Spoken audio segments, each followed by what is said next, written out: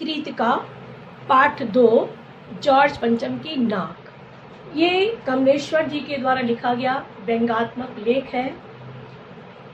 लेखक ने हमारे देश को आज़ाद हुए इतने वर्ष बीतने के बाद भी कुछ लोग जो उच्च पदों पर आसीन है, सरकारी तंत्र में हैं, जुड़े हुए हैं, चाहे नेता हो, राजनेता हो या उच्च अधिकारी हो, आज भी वो गुलामी मानसिकता से जकड़े हुए हैं। तो उन पर लेखक ने करारा व्यंग किया है कि जिसने हम पर शासन किया, जुल्म अत्याचार किए, हमको लूटा, हमको दबा के रखा, हमारा दमन किया, आज हम उसके स्वागत के लिए इतने बेचैन हैं।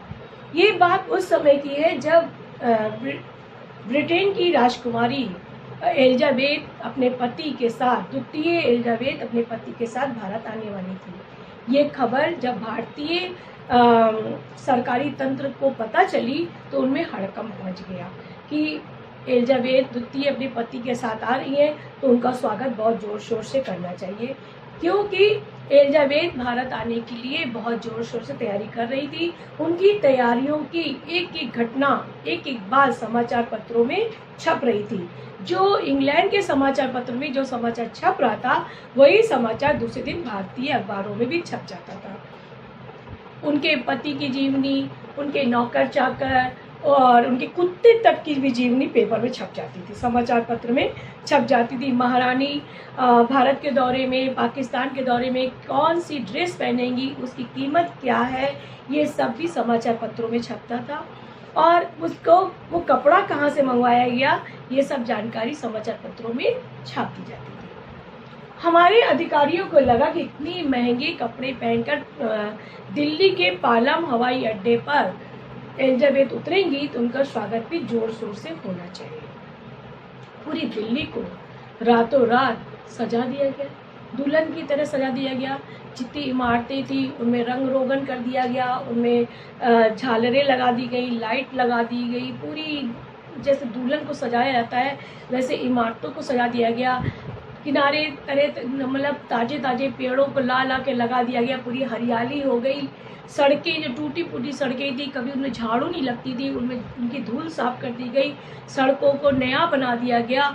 रातों रात सारा काम हो गया, परंतु अधिकारियों के सामने एक समस्या खड़ी हो गई कि जब अंग्रेज हमारे देश पर शासन कर रहे थे, उन लोगों ने अपने उच्च अधिकारियों का उन्होंने जगह जगह स्टेचू बनवा दिया था, उनकी मूर्ति बनवा दी थी। तो उनमें से एक मूर्ति दिल्ली के इंडिया गेट के सामने जॉर्ज पंचम की भी बनाई गई। तो सारी मूर्तियां पूरे देश में लगी हुई थी। जब हमारा देश आज़ाद हो गया तो हमारे देश के जो क्रांतिकारी थे, स्वतंत्रता सेनानी थे, उन्होंने सारी जितनी जहां तक उनकी पहुंच हुई, उन्होंने उन मूर्तियों को उतार दिया या तोड़ दिया या ठीक से उतार कर म्यूजियम में रख दिया। जब वो लोग जॉर्ज पंचम की मूर्ति को हटाने के लिए पहुंचे तो कुछ जो हमारे सरकारी तंत्र के अधिकारी थे, गुलामी की मानसिकता से ग्रसित थे, उन्होंने उसका विरोध किया कि नहीं, ये मूर्ति यहाँ लगी रहेगी, हटेगी नहीं। उन्होंने कुछ लोग उसके पक्ष में भी थे कि हाँ ठीक है लगी रहे, कुछ विरोध में थे कि हटाना चाहिए, और कुछ लोग चुप थे कि भाई हटाओगे तो ठीक, नहीं हटाओगे तो भी ठीक, उनको कोई फर्क नहीं पड़ता। कुछ लोग बिल्कुल उदासीन स्वभाव के थे। जब कुछ लोगों ने देखा, सरकारी अधिकारियों ने देखा कि ऐसा ना हो कि ये जो लोग विरोधी हैं ये मूर्ति को कुछ नुकसान पहुंचाए, उन्होंने वहाँ पर पहरेदारी करवा दी। और पहरेदारी होते हुए भी जो मूर्ति के विरोधी थे, उन्होंने चुपचाप गोरिल्ला युद्ध करके, मतलब छिप कर उस जॉर्ज पंचम की मूर्ति की नाक तोड़ दी। हो गया। अब जब रानी एलिजाबेथ आने वाली हैं और जॉर्ज पंचम की नाक ना हो, जो उनके शासन प्रणाली के हैं, उनके समय के वो थे, यहाँ पे शासक थे, उनकी अगर नाक नहीं हुई तो इन लोगों की बेइज्जती हो जाएगी। इनको लगा कि ये तो बेइज्जती की बात है, हमारी नाक नहीं रहेगी, कुछ करना चाहिए। उच्च अधिकारियों ने मीटिंग की। मीटिंग करके निर्णय हुआ कि भाई जॉर्ज पंचम की नाक लगानी चाहिए। उच्च अधिकारियों ने ये मीटिंग करा। मीटिंग करने के बाद एक मूर्तिकार को बुलाया गया। मूर्तिकार आया। मूर्तिकार ने सारे अधिकारियों के चेहरे देखे, सब बदहवास, घबराए हुए, परेशान। मूर्तिकार समझ गया स्थिति कोई गंभीर है। किसी अधिकारी ने कहा, मूर्तिकार जॉर्ज पंचम की नाक लगानी है। मूर्तिकार ने कहा लग जाएगी, कोई समस्या नहीं है, खाली मुझे ये बता दीजिए कि मूर्ति कब बनी थी, कहाँ बनी थी और इसका पत्थर कहाँ से आया। अधिकारी ने कहा ठीक है। उन्होंने पुरातत्व विभाग को खबर दी कि भाई आप ये पता लगा के बताइए कि ये मूर्ति कब बनी थी, कहाँ बनी थी, इसका पत्थर कहाँ से आया था। पुरातत्व विभाग ने उसके जो अधिकारी थे, जो क्लर्क था, उसने सारी फाइलों को ढूंढा, लेकिन वो फाइल नहीं मिली। जो हमारी सरकारी तंत्र में होता है कि कोई भी व्यवस्था ठीक से नहीं होती है, अगर हम कोई कागज या कोई फाइल ढूंढने जाए तो वो गायब ही मिलती है। ऐसा हमेशा होता है, वो लोग उनका रख रखाव ठीक से नहीं होता। हमारे ही सरकारी तंत्र पर भी यहाँ पे लेखक ने व्यंग किया है, तो वो फाइल नहीं मिली। वो आया, सरकारी अधिकारी जो था क्लर्क आया और ऑफिसर से बोला कि भाई हमें माफ़ कर दीजिए, सारी फाइलें हजम हो गई। भाई हजम होने मतलब फाइलों को चूहे ने काट लिया या पानी में भीग गई, नष्ट हो गई, खत्म हो गई। अब अधिकारी क्या करें, सब परेशान एक दूसरे को देख रहे हैं, चिंतित हैं। मूर्तिकार को लगा ऐसा ना हो कि ये प्रोजेक्ट मेरे हाथ से निकल जाए, क्योंकि मूर्तिकार को पैसे की बहुत ज़रूरत थी। उसे लगा तो अच्छा इस मूर्ति लगाएंगे, इसकी अच्छा खासा पैसा मिल जाएगा। उसने कहा घबराइए नहीं, कोई बात नहीं, हम भारत के प्रत्येक कोने कोने में जाएंगे, पहाड़ों पर जाएंगे और जॉर्ज पंचम की जिस पत्थर की मूर्ति लगी है वो पत्थर ढूंढ कर ले आएंगे और मूर्ति में लगा देंगे। अधिकारी ने कहा ठीक है जाओ। गया मूर्तिकार पत्थर की खोज में। वो ऊपर हिमालय से लेकर कन्याकुमारी तक सभी जगह गया, सारे प्रदेशों में गया, सारे पत्थरों की पहाड़ों को देखा, खदानों को ढूंढा, परंतु उसको वैसा पत्थर नहीं मिला।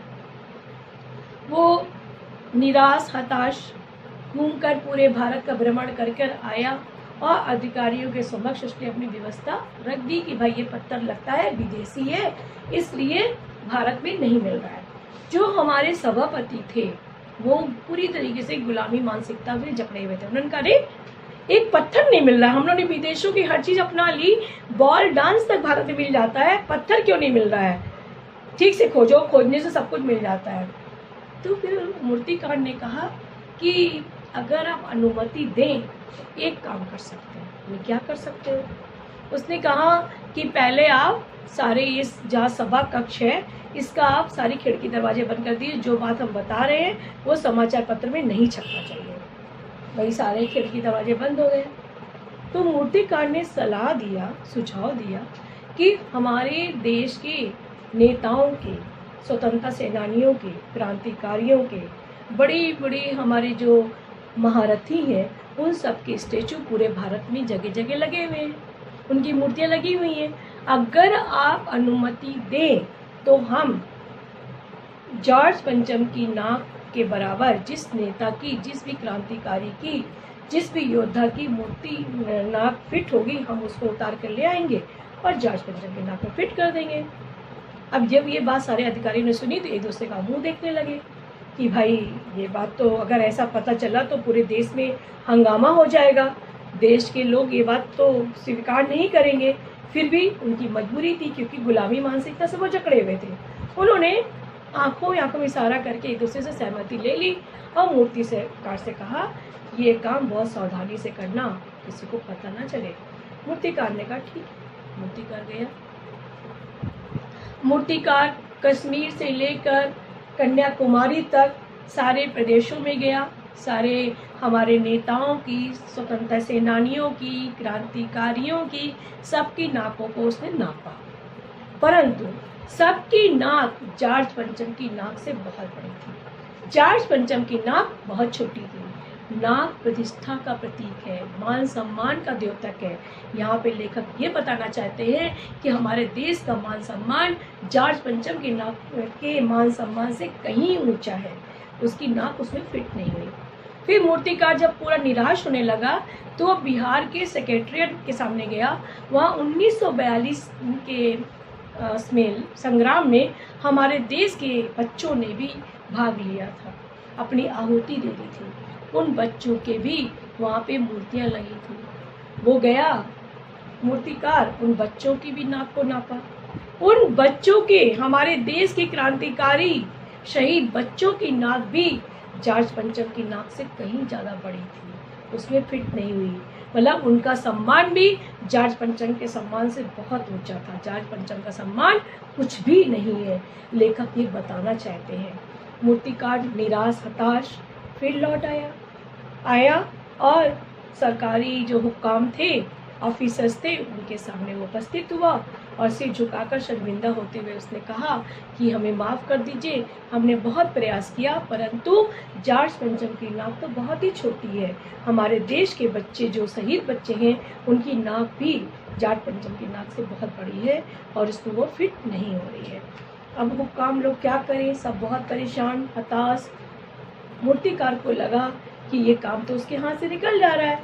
उसने कहा अगर आपको एक हम सलाह देंगे, मेरी उस सलाह को आप लोग मानिएगा तो आपकी इस समस्या को हम हल कर सकते हैं। अधिकारियों ने कहा कि ठीक है, तुम बताओ कौन सी तुम सलाह देने वाले हो। उसने कहा सारे खिड़की दरवाजे बंद करवाइए। सारे खिड़की दरवाजे बंद करे गए।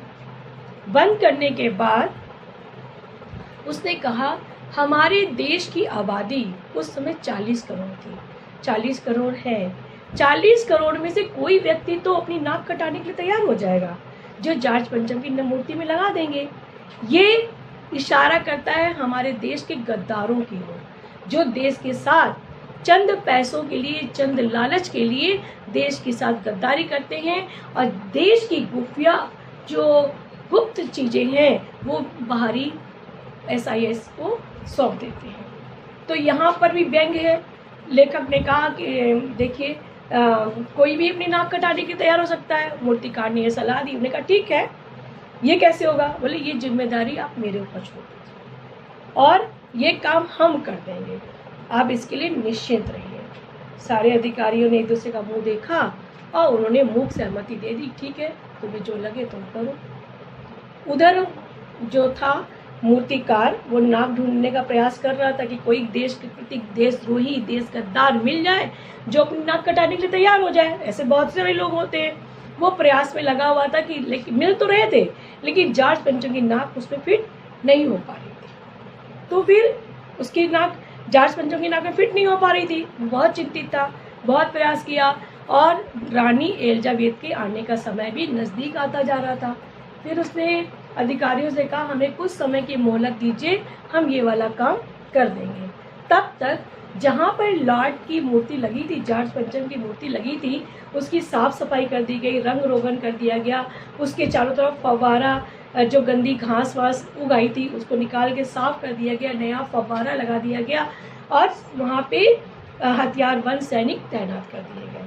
खाली इंतजार था एक नाक लगाने का।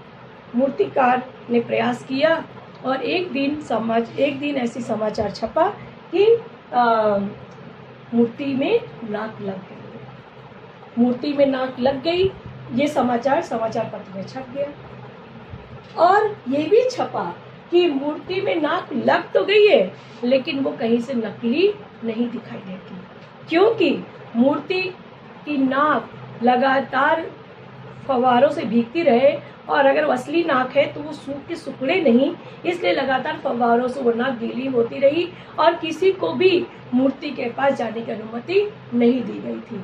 जब ऐसी खबरें आईं तो जो समाचार पत्र थे, देश के लोग थे, वो सब में आक्रोश आ गया। सब दुखी हो गए कि नाक एक चाहिए थी जॉर्ज पंचम के लिए, लेकिन हमारे देश की जो विदेशी मानसिक गुलामी की जो मानसिकता है, इसके चलते उन लोगों ने 40 करोड़ देशवासियों की नाक कटवा दिया।